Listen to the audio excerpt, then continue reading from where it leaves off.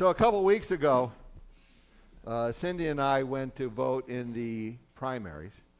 And when it was over, we were walking out, and they had these tables set up where people were soliciting signatures for things that they wanted to have put on the ballot. And Cindy and I were at one table, and she was at, it was the same thing that was being signed, just two different sheets of paper. She was at one and I was at the other. And as I was busy signing mine, I heard Cindy telling the young guy, she goes, "Well, I'm old school, you know." Well, I had on my baseball cap, and I took the brim and I put it all the way to the back, and I go, "Well, she may be old school, but I'm not." And, but I think with the songs that I selected for today, maybe I'm more old school than I wanted to take credit for. So I just have three passages, and normally I go through and I exegete out the passages, and I give you historical, cultural background, and I do word studies and all of that kind of stuff. This is my last Sunday. I'm not doing any of that. I wanted to share with you some passages that, as I've gone through my Christian life, have really meant a lot to me. And so I only have one slide today because I didn't put any of this stuff on slides for you to follow along. I didn't even look up page numbers so you could look it up if you wanted to. I mean, you know, when you've got short-timer's disease, you just don't pay attention to those kind of details. But I had to at least come up with a slide with a title on it. So here it is. Serving God is a blessing. I'm not sure that the guy in the picture with me feels like it's a blessing, at least not by the expression on the face in this particular picture. I absolutely do not remember what the point was of why I was dressed up like an English Bobby. I don't know whether I was, pretending to be the sin police. I don't know what I was doing. But I saw this picture. It was such that I could put a title on it without obscuring the faces. And any time that I have a chance to just make my friend Barry's life just a little bit more squeamish or squirming, I go for it. It's just one of those things that I do. So anyway, and serving God is a blessing. Sometimes it doesn't feel like it is, but it really is. So I'm at this place where now I have to try to get over the finish line, and I hope I can do it without stumbling and dragging, my feet as I go over the finish line, that I can make it over okay. The first passage that I wanted to share with you and then make some comments on is 1 Corinthians chapter 13, I think. What is this?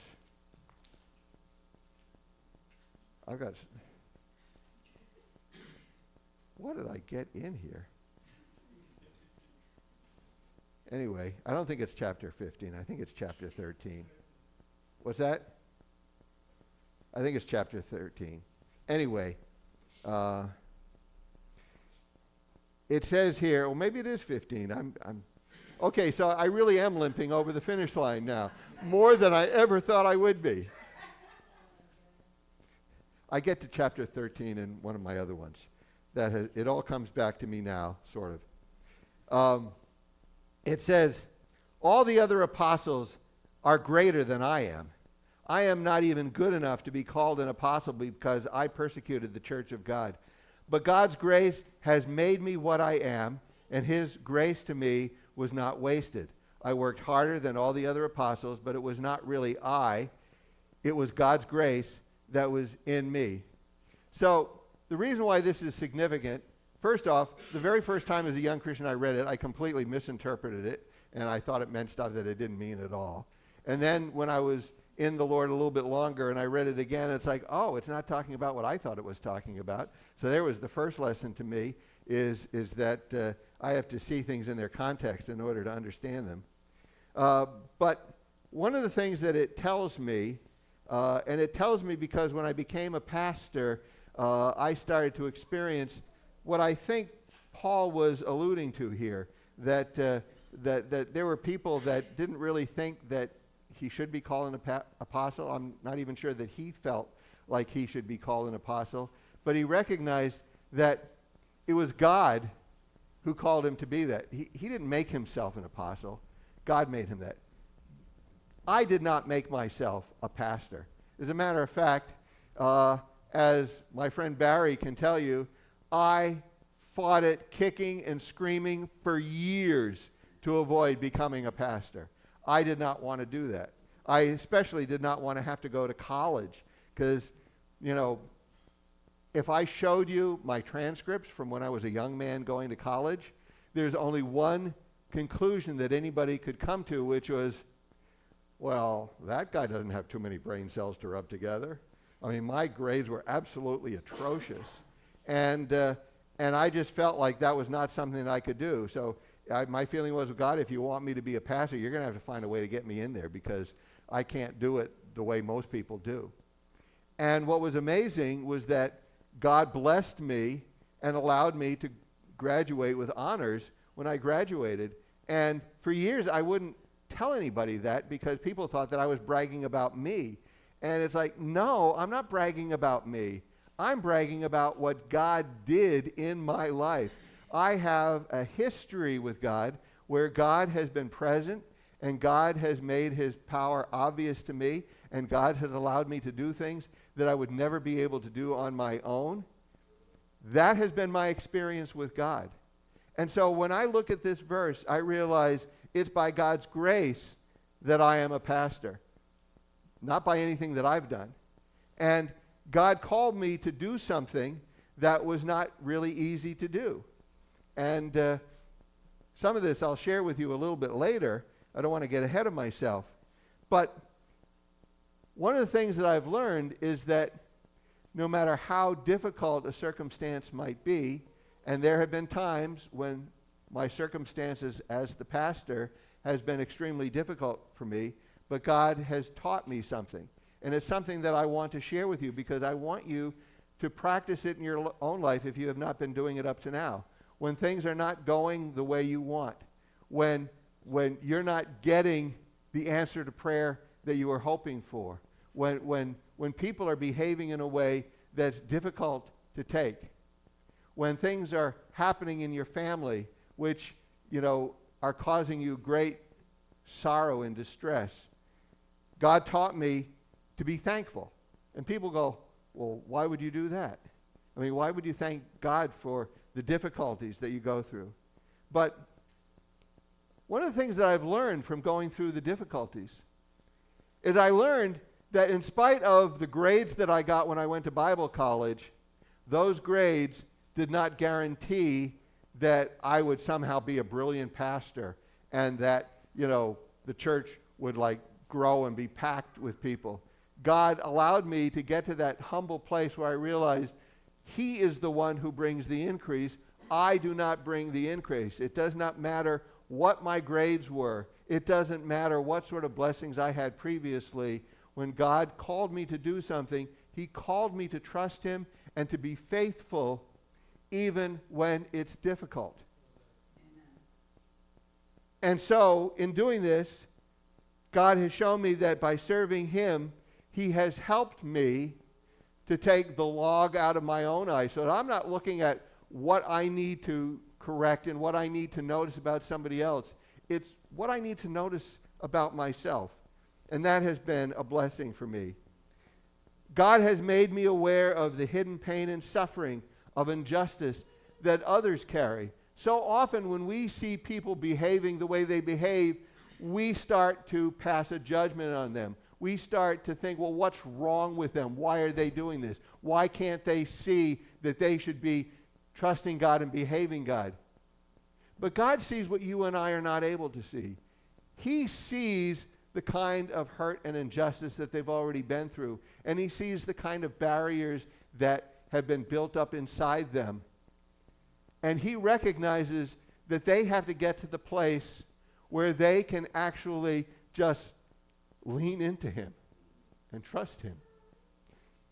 Honestly, sincerely, because they really want to know the truth and because they really want to have his help. And they have decided that doing it their way is never going to work. God has made me aware of this. That doesn't mean that I know everything that's going on with another person, but it's given me a kind of patience that I never had before. And God has made me aware of the way that I fail and fall short of his glory. And so he's got me to the point that I define humility a little bit differently. It's not that I disagree with the way I used to define it years ago, but I define it differently now because the way God has me defining it now has me looking at circumstances and has me in a place where I can hear somebody else and I can hear God's voice in what they are saying. And the definition is very simple. I've said it to you before. I'm not as smart as I think I am. I don't know as much as I think I know. And I'm not as right as I think I am. And God has brought me to the place where I can know that and think that and say that and confess that and live by that. And it puts me in a place where I can notice other people and what their needs are more than I was ever able to before. Now we're at 1 Corinthians 13. And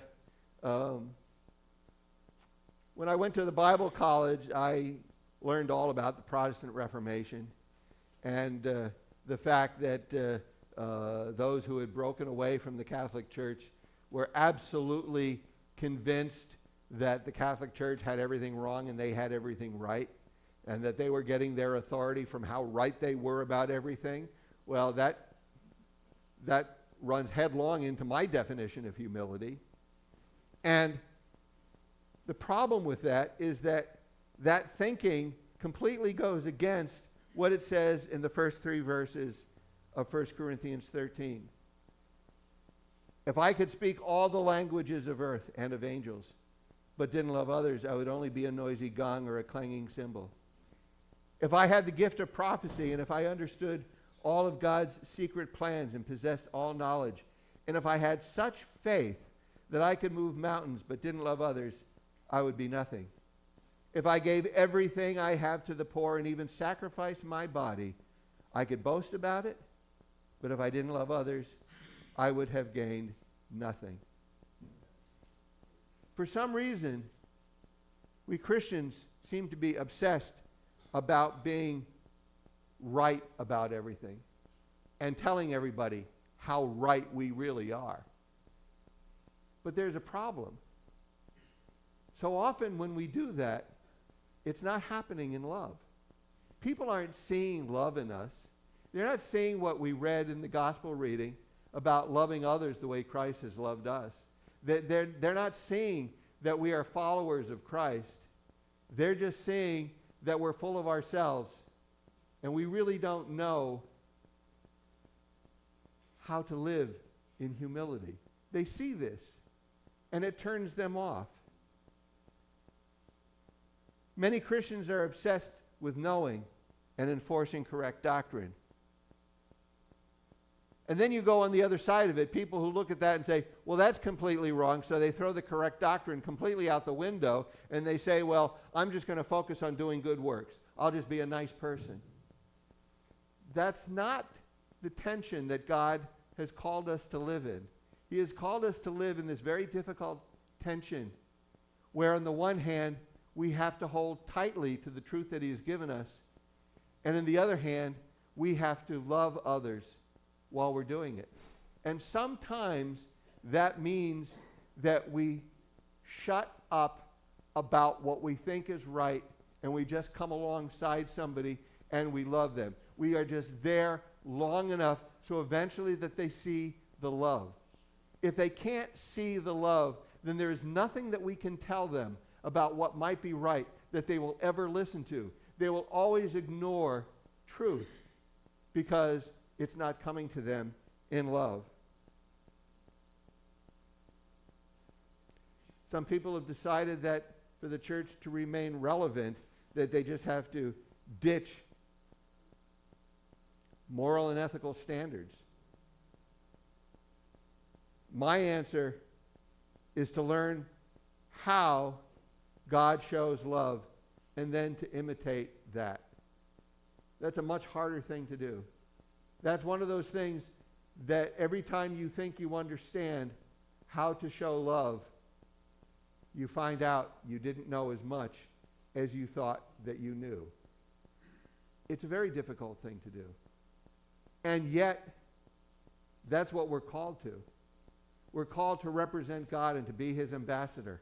And we can't do that unless we are willing to understand this dynamic of what comes between us. And so that's one of those things that's really made an impact on me.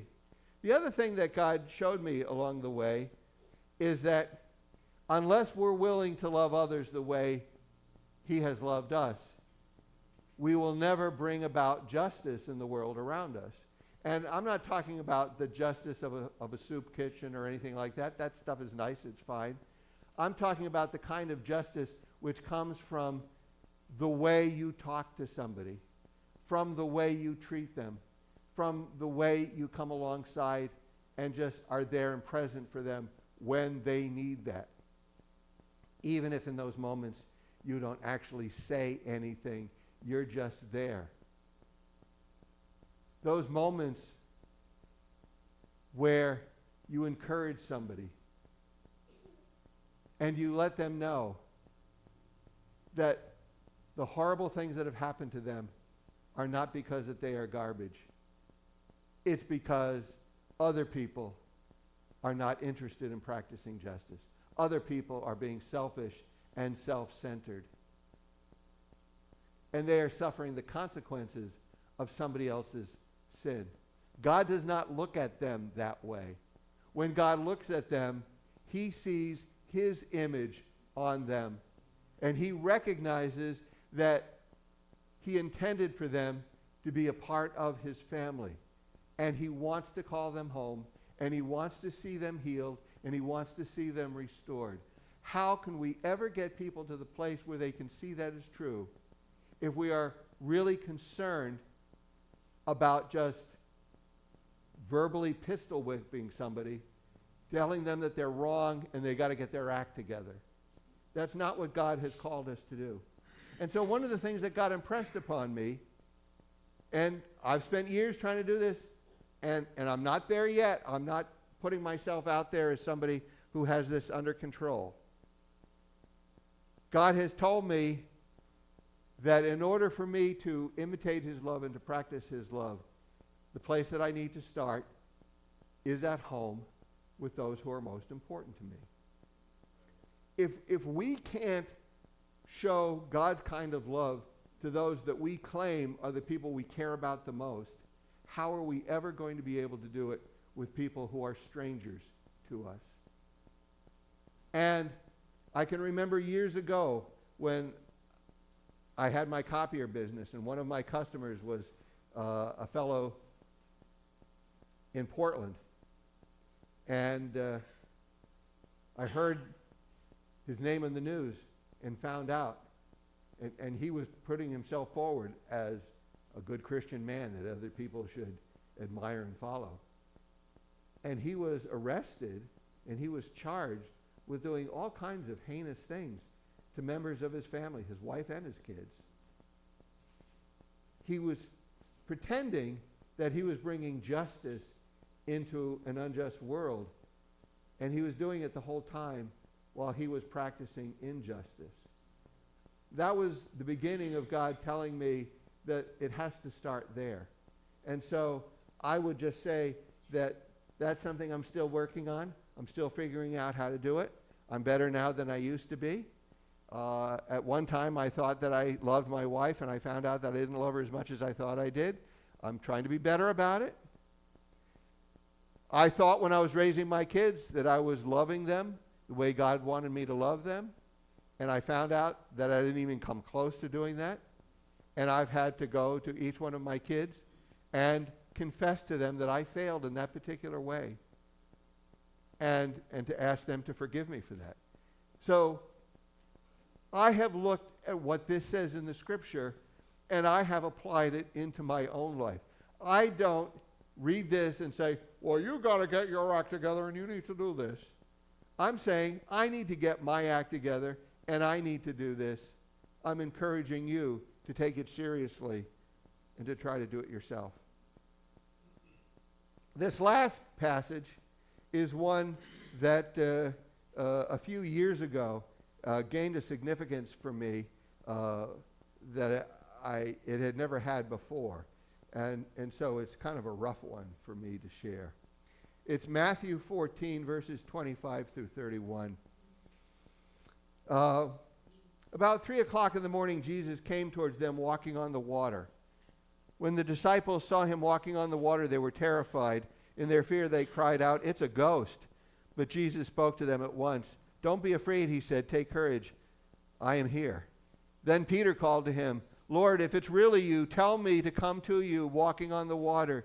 "Yes, come," Jesus said. So Peter went over the side of the boat and walked on the water towards Jesus. But when he saw the strong wind and the waves, he was terrified and began to sink. "Save me, Lord," he shouted. Jesus immediately reached out and grabbed him. "You have so little faith," Jesus said. "Why did you doubt me?"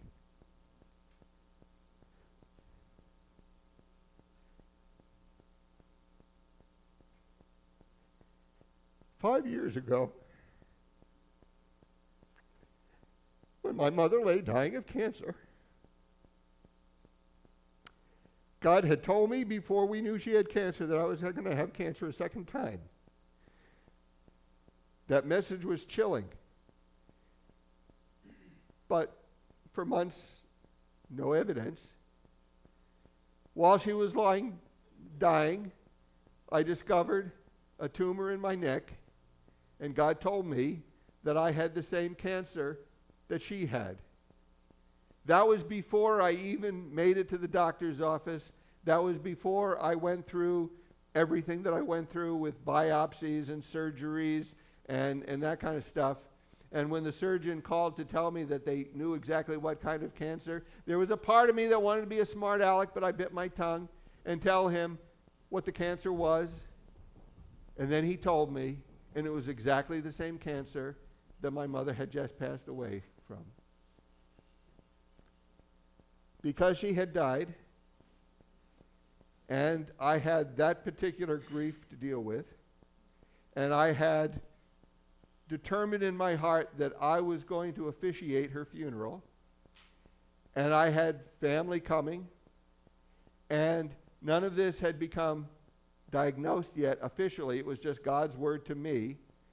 I felt that the one thing I did not want to do was to take the focus off of my mother and put it on myself. So the only person who knew my situation was Cindy. Christopher didn't even know. Nobody else knew. I was expecting to get results the day that my family showed up, and the clinic didn't call with anything. I was so rip-roaring angry that I was in the middle of preparing the funeral, and when I looked up, it was after 5 o'clock, and I couldn't even call to get an answer, and that was on a Friday, which meant that I had to go through the whole weekend without getting an answer. It was a very difficult time.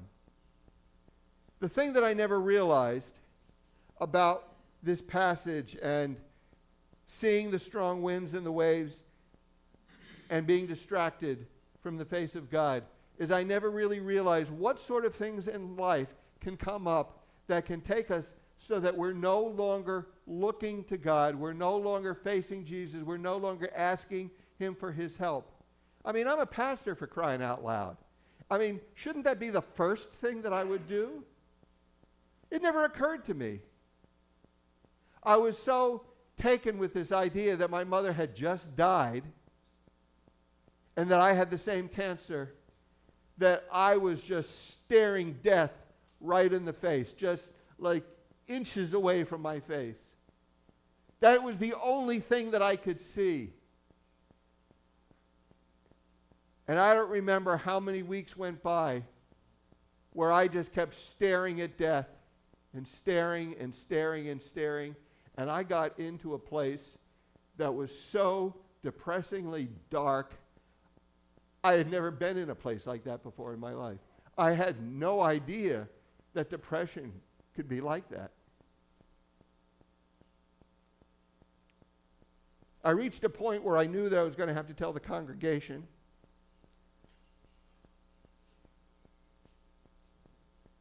Lauren Fields and his pastor came by the church. They wanted to lay on hands and pray for my healing. They were focused on physical healing, but God had told me that I needed spiritual healing. Yeah, physical healing, that was nice. I wouldn't have turned up my nose at it. But what was important to me was the spiritual healing. What was important to me was to go before God and to confess the fact that I didn't even turn to him. I didn't even think of doing that. And I had to say to God, God, give me the peace where I can accept what you're going to do. They're praying for my physical healing. Well, okay, so if you physically heal me, that's great.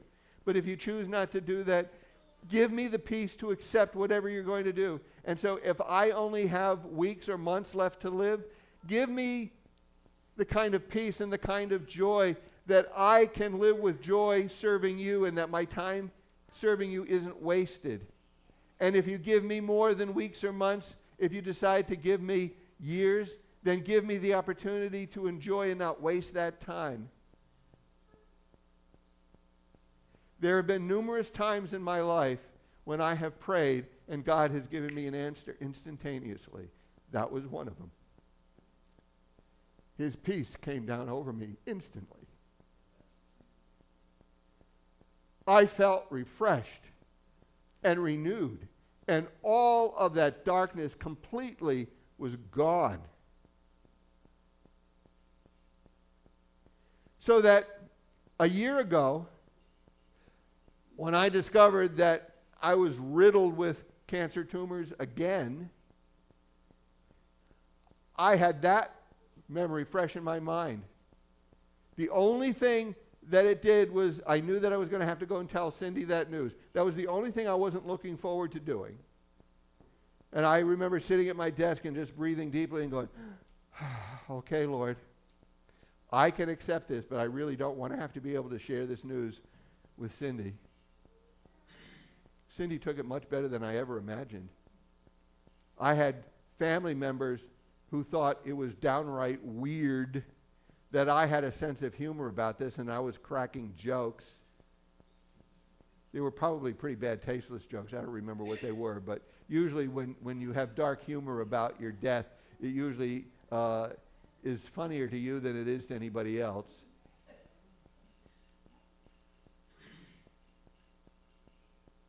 I have no idea whether God is going to completely heal me, but I do know that my oncologist has declared that I'm a miracle. The last PET scan that I had, which was middle of February, showed that the metabolic whatever of all of those tumors, nothing was lit up except for one little tiny spot on the largest, most painful tumor that I had. And all that it showed was the healing scarring.